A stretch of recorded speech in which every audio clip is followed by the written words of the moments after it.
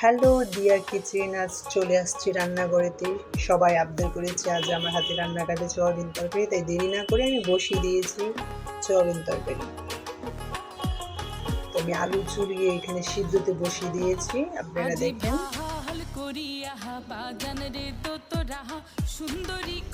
আর কড়াইতে আমি সোয়াবিন দিয়ে দিয়েছি, গরম পানি যেন সিদ্ধ হচ্ছে, শক্ত না হয়, সফট হয় সোয়াবিনটা, তার জন্য আমি সিদ্ধ করে নিচ্ছি। আমি পানি জড়িয়ে তালাই নিয়ে নিলাম। তো আমি কড়াই বসিয়ে দেবো সোয়াবিন ভাজি করার জন্য, লাল করে ভাজতে হবে তেল দিয়ে। তো এখানে দেখছিলাম বারবার আমার আলু সিদ্ধ হচ্ছে কিনা।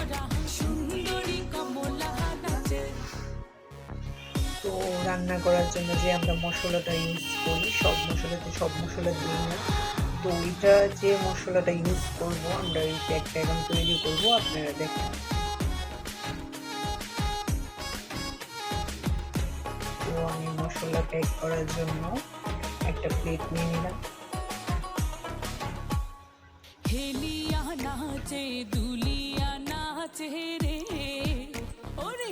তো হলুদ পরিমাণ মতন দিয়ে দিব মশলা প্যাক করার জন্য।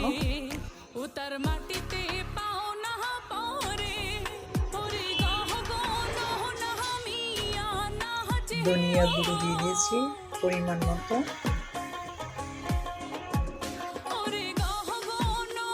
ঝাল লঙ্কা মরিচ যেটা আমি ভয় পাই সব থেকে, তাই আমি কম দিয়ে দিলাম। সবাই যতটুকু ঝাল খায় পরিমাণ মতো দিয়ে দিব। জিরা দিয়ে দিচ্ছি। তো কোটাটা ছোট, আমার হাত ঢুকছিল না, কিভাবে বের করবো বুদ্ধি হয়েছিল না, তো মাথায় আসলো ঢেলে দিই। আপনারা দেখতেই পাচ্ছেন আমি মশলা প্যাক করে নিলাম। আদাটা করে দিব। কড়াইয়ের তেলটা আমার গরম হয়েছে কিনা দেখলাম, আগুনটা ডিম করে নিলাম যদি হাতে ছিটকে পড়ে যায়। ভয় পেয়েছিলাম, তবুও চেষ্টা করেছি। তো আমি সোয়াবিন ঢেলে নিয়েছি তেলে, হালকা একটু হলুদ দিব, আর একটু ভাবে নাড়াচাড়া করবো যেন আমার কড়াইতে না লেগে যায়। তো পারি না, চেষ্টা, তবু আমার কড়াই নাড়ছিল। ভয় পেয়েছি যদি পড়ে যায় চুলাই। আমার ভাজি হয়ে গেছে, আমি নামিয়ে নিব। আর আমার আলু সিদ্ধ হয়ে গেছে। মশলাটা প্যাক করেছি পানি দিয়ে, দেখতেই পাচ্ছেন। তো আলুগুলো সিদ্ধ হওয়ার পরে আমি এভাবে টুকরো টুকরো করে কেটে নিয়েছি। আলুগুলো আমি ভেজবো।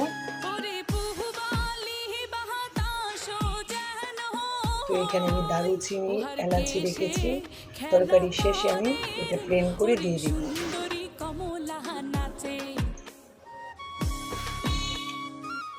তো আমি আলু ভাজার জন্য কড়াইতে দিয়ে দিলাম তেল, আলু দিয়ে দিলাম, হালকা একটু হলুদ দিব।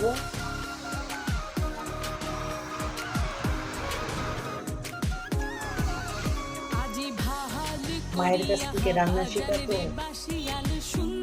আজকে নিজে একা একা চেষ্টা করলাম সবার আবদার। তো আমি হলুদ দিয়ে দিয়েছি।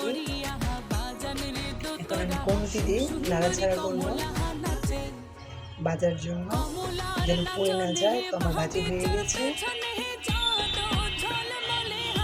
আমি নামিয়ে নিয়েছি। এখন আমি কড়াইতে তেল দিয়ে দিচ্ছি। আমি 3টা তেজপাতা দিয়ে দিব, যেটা আমরা সম্বাস দিব। তো 3টা কাঁচা শুকনো মরিচ,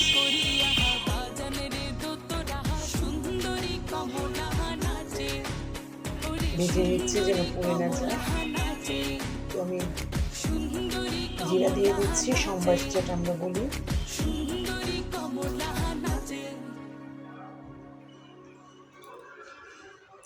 তো ভাজি হয়ে গেছে, যেন আমার সম্বাসটা পুড়ে না যায়, তার জন্য আমি কম আগুন দিয়ে নাড়াচাড়া করে ভাজি নিচ্ছি। তো ওর মাঝে যে আমি মশলাটা প্যাক করেছিলাম সেটা আমি দিয়ে দিচ্ছি। অনেক ভয় পেয়েছিলাম যদি হাতে পড়ে যায়, তবু ভয়ে ভয়ে রান্না করেছি। তো আমি মশলাটা এভাবে নাড়িয়ে চাড়িয়ে কষিয়ে নিচ্ছি, ভালোভাবে ভেজে নিচ্ছি।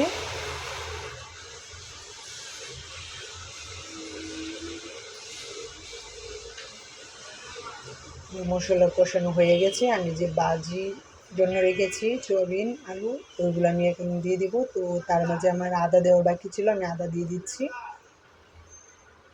আদাটা সবার শেষে দিচ্ছি, যেন আগের দিলে হয়তো আদাটা তিতা হয়ে যায় বা পুড়ে যায়, তার জন্য আমি লাস্টে দিলাম। তোমার হয়ে গেছে কষানো, তো আমি বাজার সব কিছু দিয়ে দিচ্ছি এখানে। সয়াবিন আলু দিয়ে আমি আবার খুন্তি দিয়ে গুথাগুথি শুরু করব, যেন আমার নিচে না লেগে যায়। তো রান্না মোটামুটি পারি, তবুও করি না। তো আজকে সবাই আবদার, তাই আজকে রাখার চেষ্টা করলাম। আমি পরিমাণ মতন পানি দিয়ে লবণ দিয়ে দিলাম পরিমাণ মতন। তোমার তরকারি মোটামুটি হয়েই গেছে। তো আমি এই যে দারুচিনির এটা বেটে নিয়ে তরকারি নামানোর আগে দিয়ে দিচ্ছি। হয়ে গেল আমার পরিবেশন সয়াবিন তরকারি রান্না সবজি। কেমন হয়েছে আপনার অবশ্যই কমেন্ট করে জানাবেন। দিয়া কিচেন।